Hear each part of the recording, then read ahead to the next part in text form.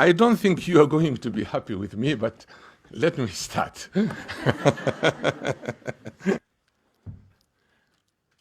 Somalis deny Africanity. They do not want to be identified as African. They want to be Arabs.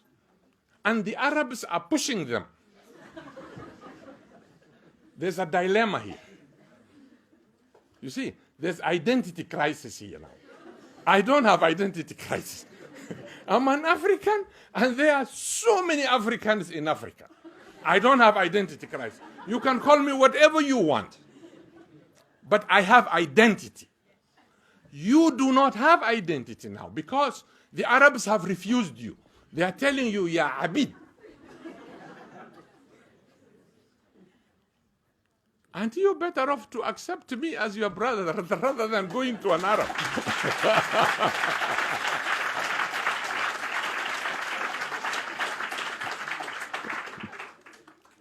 So, we called Somalis, in that article, Africanity by accident of geography. This group consists of those who happen to be in Africa without their wish to be there. Individuals who found themselves living in the continent by virtue of circumstances beyond their control. In other words, circumstantial Africans. Members of this group are not pleased to be identified with negritude or blackness, be it by value, ideology, culture, ethnicity, or any other quality except by the accident of being in Africa, of existing on the continent. So, the only time that a Somali nomad or a pastoralist, and I have nothing against nomads, the only time he or she will accept to be an African, or she or he may instantly turn around from Arab to Africa, is if she or he encounters discrimination of identity, denial from that group. And I have seen this in Egypt. I have seen it in Saudi Arabia, and I have seen it in Canada. I'm a Canadian by, naturalization.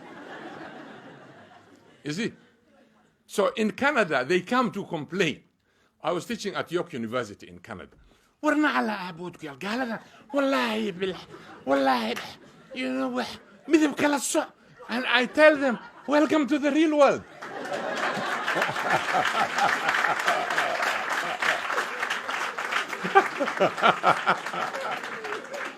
In Canada, I used to teach at York University. Some of my students, they come to me and they say, Prof, these white people, they discriminate us. This is not right. This. I said, yes, welcome to the real world. Because I have training for discrimination. You gave me.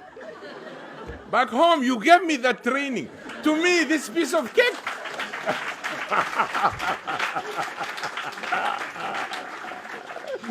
I never felt even single day in Canada that I was discriminated. Never. Because I was already prepared by you guys. As the person who assumes that the purpose of discussion is the pursuit of truth.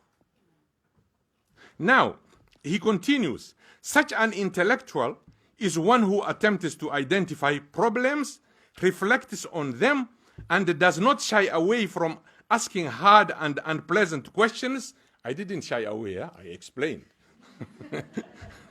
And who suggests, not imposes, some type of solution to the problem under his or her scrutiny.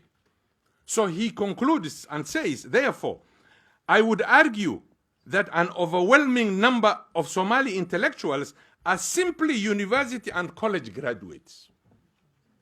Because education which does not bring about a transformation in the consciousness of the educated is hardly beneficial to the individual, let alone to society.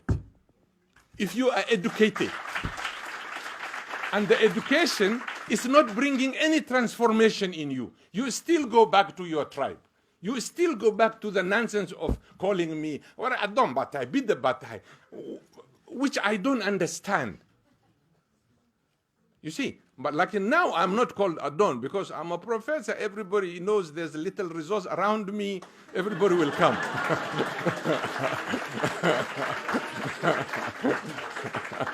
Now I'm removed from Adon to Adonhood. Now, we're Sudan way. I behave as Sudan. I'm not Sudan. Adon.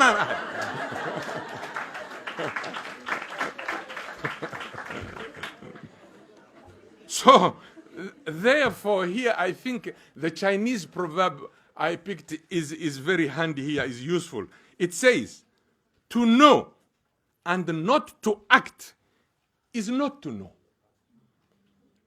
If you know something, you don't act on it, then you don't know it.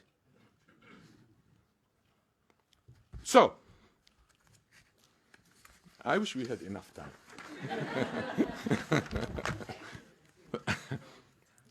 Now, this is where I come to the character, which I think Burhan, most of it he covered. I thank him.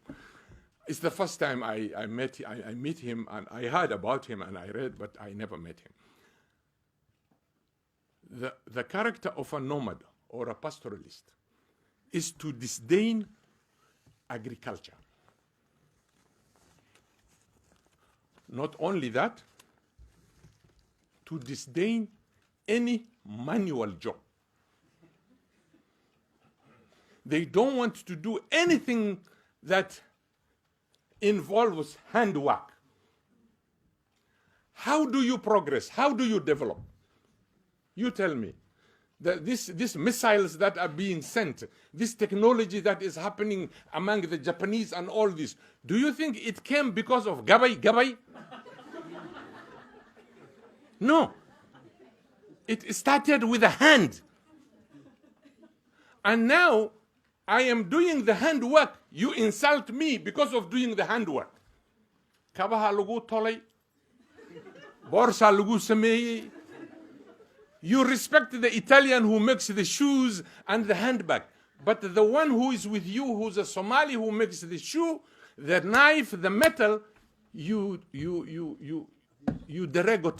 derogatively abuse. Ask yourself, are you intelligent really? We will come to the intelligence. We can live together and we can be diverse. There are countries like Tanzania, Kenya, Uganda. They have 50 tribes. They have 50 languages. And they are a nation. They are intact. They are together. They are working. So why do you deny my language? Why do you impose on me your language? Why? If you want to kill a society, I have seen this in the US and Canada, you first take away the language. When you want to kill a culture, you take away from them the language. Then that culture is dead. You know why? Because you are adopting another language and you are always told, no, you are not the master of the language. Stand behind. Because you adopted this language. It's not your language. So many young men in my country, in Somalia, they have been robbed of their culture. I was in primary, I don't know if we have time to finish this. I was in a primary school. I went to register. There's this old man that came, he's a Rahawin, wrongly called Rahawin, but they are Rewin. There is no Rahawin. He came to register his son at the same school. Me, I was already registered, but we are just standing there. So he doesn't speak another language. He speaks only the Rewin language. Is that a crime? So the headmaster, he said, I want my son to be registered. I am here. I was living somewhere else, so I moved now here in this area. This school is near to my children. I want to be registered. And listen what the headmaster answered. He says, war Soomaalidii baan wax u la'nahay.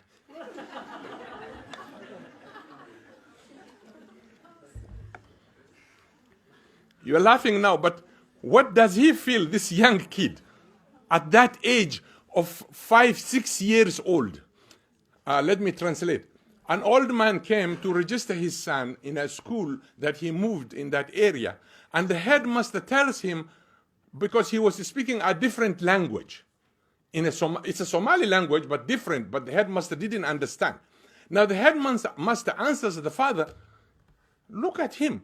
We can't get spaces for Somali children. And he's asking for space. So who is he? Where did he come? He's a Somali. So if I tell you the historical background of what happened to me and what happened to my brother, which he all registered, his book is called Unearthing Apartheid in Somalia. You can't believe. When my brother graduated from primary, all the teachers, all the parents were invited there, and my brother was #1 in the school. The headmaster was Ustad Abdullah. He was a half Arab. And Ustad Abdullah, then children are given their certificate, they called their name, and the parents are there. My brother was called, and he went to get his certificate because he scored all 100. 100, 100, 100, 100. So the headmaster said, this is the kind of student we want. This is the kind of student who will help tomorrow the country, the whatnot and whatnot. And an old parent stood up and talked to the master and said, war hadda ma waxaadna leedahay caruurteen oo dhan ma addoonkaasaa ka badiyey.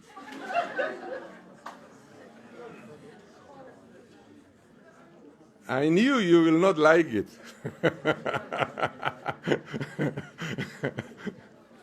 You see, my brother scored 100 in every point because I am a Bantu.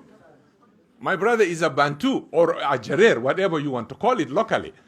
So a parent from the dominant clan Somali says, he told the headmaster, are you trying to tell us all of our children were defeated by this slave? Because we are considered a slave in Somalia.